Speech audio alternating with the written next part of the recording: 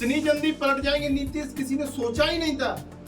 नीतीश कुमार ने किया खेला, रातों रात कर दिया कांड। अब राहुल गांधी लेंगे प्रधानमंत्री पद की शपथ। जी हाँ दोस्तों, इस समय सोशल मीडिया पर यह चर्चा बड़ी ही तेजी के साथ फैल रही है और इस चर्चा का जो सबसे बड़ा कारण बताया जा रहा है वो बेहद ही दिलचस्प और चौंकाने वाला है।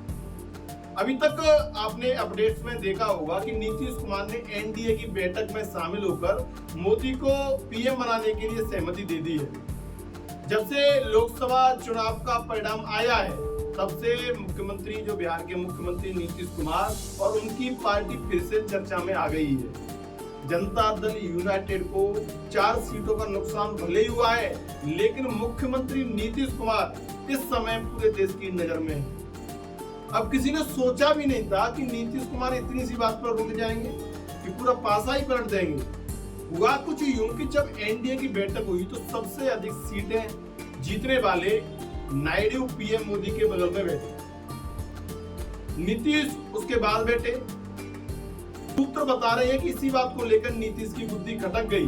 सरकार बनाने पर मंथन में उन्होंने खूब पीएम मोदी की हामियां मिलाई, लेकिन बैठक से बिहारी होते ही एकदम से उन्होंने चौंकाने वाला निर्णय ले लिया। अब इस बात में कितनी सच्चाई है ये तो कुछ आधिकारिक घोषणा के बाद ही पता चल पाएगा, लेकिन हाल फिलहाल सोशल मीडिया पर मुद्दा गरमाया हुआ है। नीतीश के पलटू राम होने की कहानी के रोचक तथ्यों के बारे में तो हम आपको बताएंगे ही, लेकिन उससे पहले आप जरा समझ लीजिए एनडीए की बैठक का हाल। लोकसभा चुनाव के नतीजों के बाद आज नई दिल्ली में राष्ट्रीय जनतांत्रिक गठबंधन यानी एनडीए की पहली बैठक हुई। बैठक में जदयू, लोजपा, टीडीपी, जदयू, शिवसेना सहित अन्य दल शामिल हुए। बैठक में सरकार बनाने को लेकर मंथन हुआ। बैठक के बाद जनता दल यूनाइटेड यानी जदयू सांसद संजय कुमार झा ने बताया कि एनडीए की बैठक में नीतीश कुमार शामिल हुए हैं।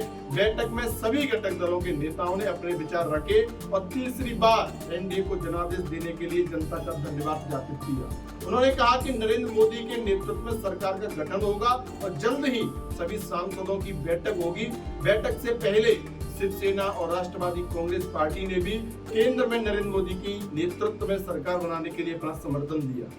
शिवसेना को महाराष्ट्र में 7 और एनसीपी को 1 सीट पर जीत मिली है।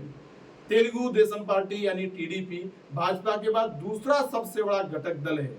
इसके वरिष्ठ नेता रविंद्र कुमार पहले ही साफ कर चुके हैं कि आंध्र प्रदेश में भाजपा और जनसेना के साथ हमारा चुनाव पूर्व समझौता महज एक राजनीतिक अंकगणित की सौदेबाजी नहीं है, बल्कि यह विश्वसनीयता है। जनता दल यूनाइटेड जदयू के महासचिव केसी त्यागी ने कहा कि हम जनादेश का सम्मान करते हैं। लोक जनशक्ति पार्टी रामविलास के प्रमुख चिराग पासवान ने कहा कि वे किसी भी सूरत में एनडीए का साथ नहीं छोड़ेंगे। उन्होंने कहा था कि मैं देश के अगले प्रधानमंत्री बनने जा रहे नरेंद्र मोदी को बधाई देना चाहता हूं। उनके नेतृत्व में एनडीए तीसरी बार केंद्र में सरकार बनाने जा रहा है। इस बैठक के बाद पीएम मोदी के शपथ ग्रहण को लेकर सभी आश्वस्त थे, लेकिन अचानक से आई सुर्खियों ने हवा का रुख बदल दिया। अब देखना यह होगा कि ये दावे सिर्फ सुर्खियां बनकर रह जाएंगे या कोई कमाल करेंगे।